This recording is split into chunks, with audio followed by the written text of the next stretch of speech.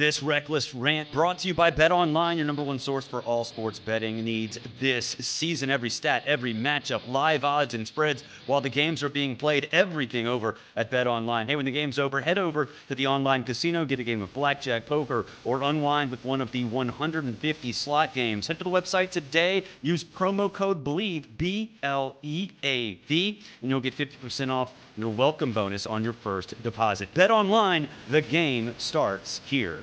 Everybody's talking about the video game, and EA Sports revealed its toughest places to play. Now, this is not just a regular list. Everybody has lists during list season. These are the actual rankings in the game, and it will matter if you're interested. If you're a gamer, you have to look at this and say, wow, I have legitimate takes. Not fake takes, but real takes. Here's that list.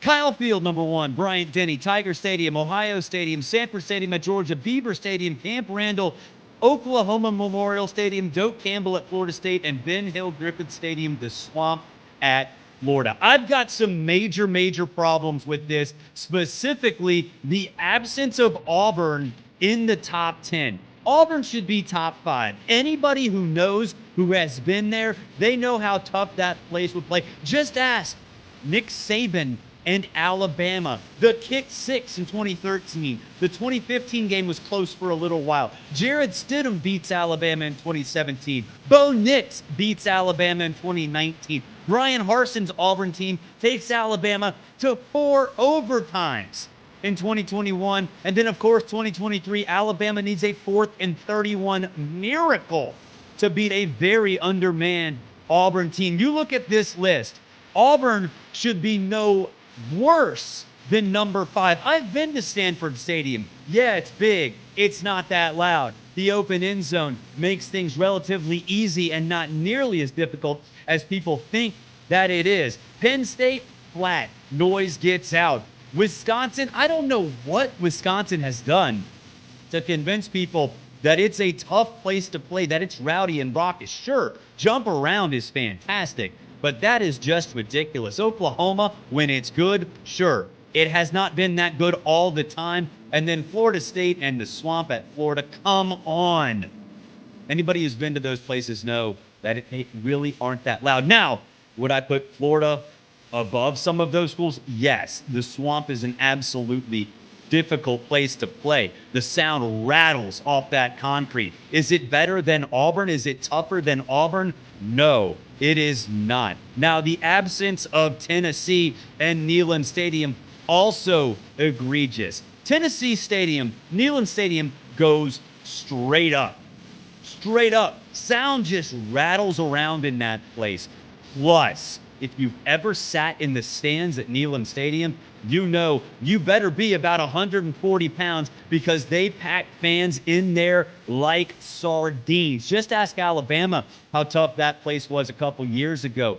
An undermanned Tennessee team has a chance against the best of the best every single game inside Neyland. When that power T gets formed and the Vols come out, you better watch your ass because things are about to get very sketchy. Tennessee not being in the top 10 is an absolute joke. Now, look, I get it. You look at this list, you can't have all SEC teams, right? I understand that because in this list, you got 3 in the top 3. Texas A&M, Alabama, and LSU. You have 4 of the top 5, with Georgia being just behind Ohio State. You know why the SEC is tough?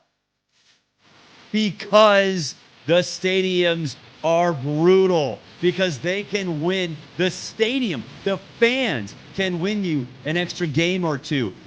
It's just about diversity. If EA Sports were to put 8 SEC teams, 9 SEC teams in this list, everybody else around the country would lose their minds. It's reality, though. It's reality, though. Now, on this graphic, there's a very important aspect of this. In that bottom right corner, rankings are subject to change. Now, I'm going to be fascinated with how this works. Going to be fascinated with how this works because we've seen in other games have rankings go up and down, whether it be players or whatever. In baseball, my kid loves MLB The Show. Those players go up and down based on what they're doing seemingly on a weekly basis.